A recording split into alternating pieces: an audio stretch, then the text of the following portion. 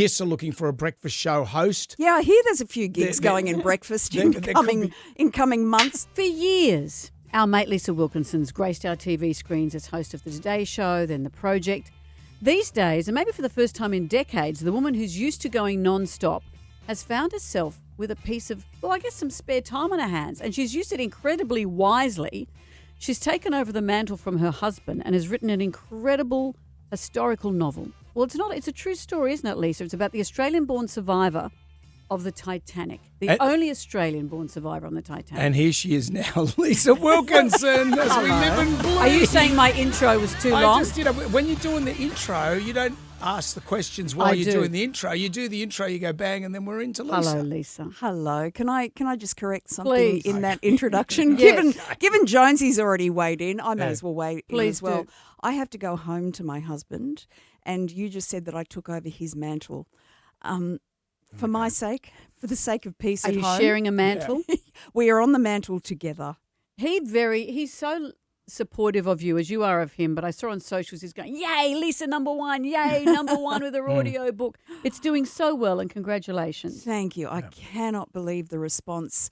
And yet I always knew when I discovered Evelyn and her extraordinary story as the only Australian-born survivor of the Titanic, that Australia was going to fall in love with her and want to celebrate this woman who never would have celebrated herself. She was such a humble but heroic woman. And it's like a war story, isn't it? The sliding doors of survival. She lived a long life, didn't she? She lived until 54, but she was 28 when she sailed on the Titanic. Oh, okay. She was a nurse stewardess looking after first-class passengers. And she was really a woman of her time, because when I started looking into Evelyn's life and everything around the Titanic, I had two realizations, because I started reading every book I could, listening to every podcast, watching the movies, seeing the documentaries. And the two things that I realized were, this all happened during the rise of the suffragettes. So women were coming to the fore at this time.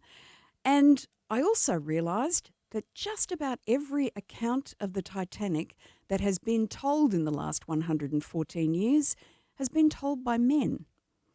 And which is often the case with history, that men get to dictate the stories that we read. Look at your husband. He's been hogging it for everyone. Exactly. It was about time I got that mantle.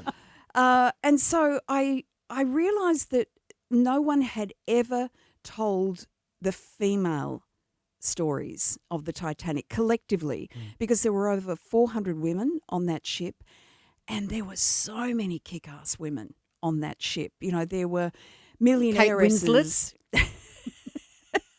She was there. She was, and we love Kate Winslet. But that's the thing. Jack and Rose weren't real. Evelyn and the love story that happened around the Titanic for Evelyn is real. And, I mean, I'm not quite sure where to go because there's so many stories around this, but Evelyn trained as a nurse in Adelaide. She grew up an hour and a half north of Adelaide, youngest of 5 children of the local station master. And she was a girl who wanted to do things differently. She wanted to help out her dad in the station master's office. So she learnt Morse code. Wow. She was a champion horsewoman taught by her older brother Tommy, but she didn't want to ride side saddle like girls were meant to do. She wanted to ride astride like the boys did.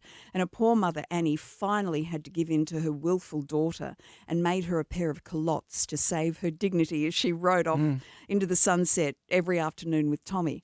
She used to love rowing. Women didn't row in those days, but she used to go down to Murray Bridge and stay with the family. But she didn't want to row like everybody else, which was you get in the rowboat, you go down river with the current, and then when the tidal flow turns, you come back to shore. Evelyn wanted to challenge herself in every part of her life, so Evelyn would row against the tide. Right. And as soon as I heard those words, I thought, I wonder how many Australian women feel like they are constantly rowing against the tide. And it was when I heard those words that I decided I have to do this story, because this woman is different. What happened to her on board that ship? What was her survivor story? She was meant when she was travelling the world, so she got a gig as a companion nurse to a patient at Adelaide Hospital who wanted to go back to London, but she needed a nurse to accompany her. When Evelyn got to London, having taken on this job, she just thought, I just want to travel the world. You know, she didn't necessarily see marriage and children as the end game for her. She was so alive with the possibilities of travelling the world and seeing different cultures and meeting different people. But on one of those trips, on one of those new cruise ships that were now sailing the world, she met a handsome ship's doctor, William Abel James. Wow. They fell in love, they became engaged, and the two of them decided, we're going to try and get on the Titanic as a working doctor and nurse.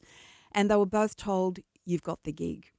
But at the last minute, William was told, sorry, scheduling issues mean you've got to get on the Macedonia, which is sailing to Sydney. But Evelyn, you've got the gig. And so Evelyn sailed alone. Wow, that's an extraordinary story, isn't it? When you think about it, the sliding doors. I want of to your hear. life. I know it's Well, going no, to be you're a going to wreck the spoiler. book. No, that's it. But Evelyn really they was. Find each other again. She was a feminist before everyone else in the world. Yes. But although that begs the question, because it was women and children first off the boat. So I hear you, and that was a really interesting line that I had to walk in investigating this story and working out how to wrestle with the issue that, yes, feminism is a fabulous thing for women, but how then do you say, yes, I want to get in that rowboat ahead of that man?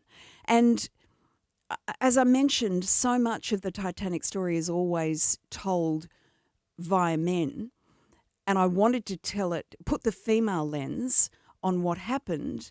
But you can't rewrite history. You cannot rewrite history, and I refuse to take away from the incredible men who gave up their lives heroically so that women and children would live.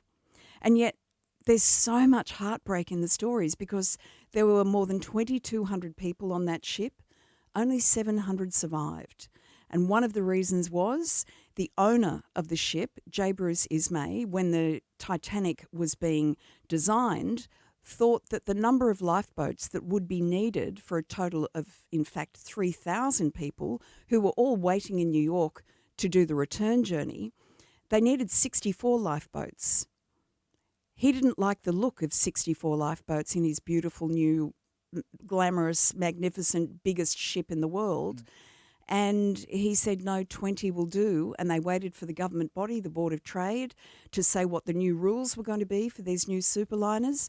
And they said, no, 20 should be fine because let's not forget this is an unsinkable ship. Yeah, you can't say that. You can't say that. No. It must be weird for you being back into the parlance. I guess I saw you on the Today Show. Was that extraordinary weird? Was that weird? Look, going into it, I thought it might be weird. But it was like getting back on a bike, you know. Did you whinge when the alarm went off?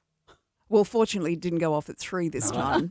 I was on after 8, so it was almost decent. Right, but you're good now because you went through hell. Like really, you really did, and we know you and like you. But can you work now? Can you get back into the, like, you're writing books, obviously. Yeah. But can you be back in the media? Can you go, like, Kiss are looking for a breakfast show host? Yeah, I hear there's a few gigs going in breakfast in coming months and years. Could you come back and do that? Because I think you're ready to come back. Look, right now I'm so completely in love with Evelyn and sharing her story, championing a woman who never would have championed herself, that I'm not concentrating on anything other than making sure as many people as possible know about Evelyn because she was almost lost to history. She only ever gave 2 interviews because she was such a humble woman, and she really, you know, spoiler alert, she did reunite with William. Good, thank you. And in fact, one other spoiler alert I'll give you is there were 2 ship's doctors on the Titanic. William would have been one of them had the scheduling issues not got in the way. Both of those doctors died. Wow. Well, let that resonate. I tell you what, I would give up my place on the lifeboat for both of you ladies. Bless. Because I know that you're big feminists, so you go. No, Jonesy. No, Jonesy, you go. after you. After you, Jonesy. The most precious amongst us. Exactly. I've got to, thrive. Lisa's book, The Titanic Story of Evelyn, is available now. Lisa Wilkinson, it's so great to see you. It's lovely to see Lots both of of love. you. You too.